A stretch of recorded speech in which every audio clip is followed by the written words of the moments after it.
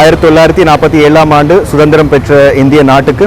அதனைத் தொடர்ந்து கடந்த 77-80 வருடமாக இந்தியாவின் அரசியலமைப்பு சட்டம், அத்தோடு இந்தியாவின் பல்வேறு விதமான நியாயமன்ற சட்டங்கள், தீர்வுகள், அரசியல் கொள்கைகள், ஆவணங்கள் அனைத்திலும் மகாத்மா காந்தி அவர்களின் சிந்தனைகள் பிரதிபலிக்கப்படுத்து வருகின்றன. தங்கியிருந்த காலத்தில் இலங்கையில் மக்களுக்கு குறிப்பாக வறுமையை போக்குகின்ற கருத்துக்களை வெளியிட்டார். சமய ஒற்றுமை, இன ஒற்றுமை, மக்களிடையே ஏற்றத்தாழ்வை நீக்குதல், பெண்களை வீடுகளிலிருந்து வெளியேறி சமூக பணிக்கு ஈடுபடும்படி ஊக்குவித்தார்.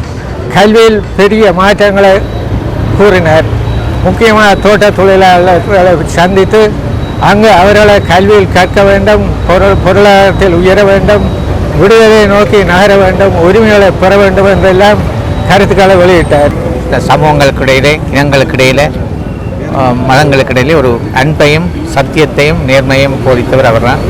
வாழ்ந்து காட்டியவர், போதிக்கிறது மட்டுமில்லை, ஆனால் இருந்து வாழ்ந்து காட்டியது மற்றவர்களுக்கு முன்னுதாரணமாக. அந்த வகையிலே எங்களுடைய நாட்டுக்கும் அவர் வந்து யாழ்ப்பாணத்துக்கும் இந்த 1927ஆம் ஆண்டு அந்த அவருடைய பாதம் பட்டது எங்களுக்கும் யாழ்ப்பாணத்துக்கும் ஒரு பெருமை தரக்கூடிய விடயம். அந்த வகையிலே மகாத்மா காந்தி அவர்களுடைய இந்த சிலை நிறுவப்பட்டு நாங்கள் அவர்களை போற்றுவதன் காரணமாக தான் நிறுவப்பட்டிருக்கிறோம். அந்த வகையிலே 1927ஆம் ஆண்டு அடுத்த வருஷம் இந்த சிலையை சிறப்பாக செய்வதற்கும் அவருடைய யாழ்ப்பாண வரியை ஒட்டிய 100வது ஆண்டை ஒட்டி சிறப்பாக செய்வதற்கும் இந்திய துணை தூதரகம் நடவடிக்கை எடுக்கிறது. நாங்கள் எல்லோரும் ஒன்றிணைந்து அதை நாங்கள் சிறப்பாக செயற்படுவோம்.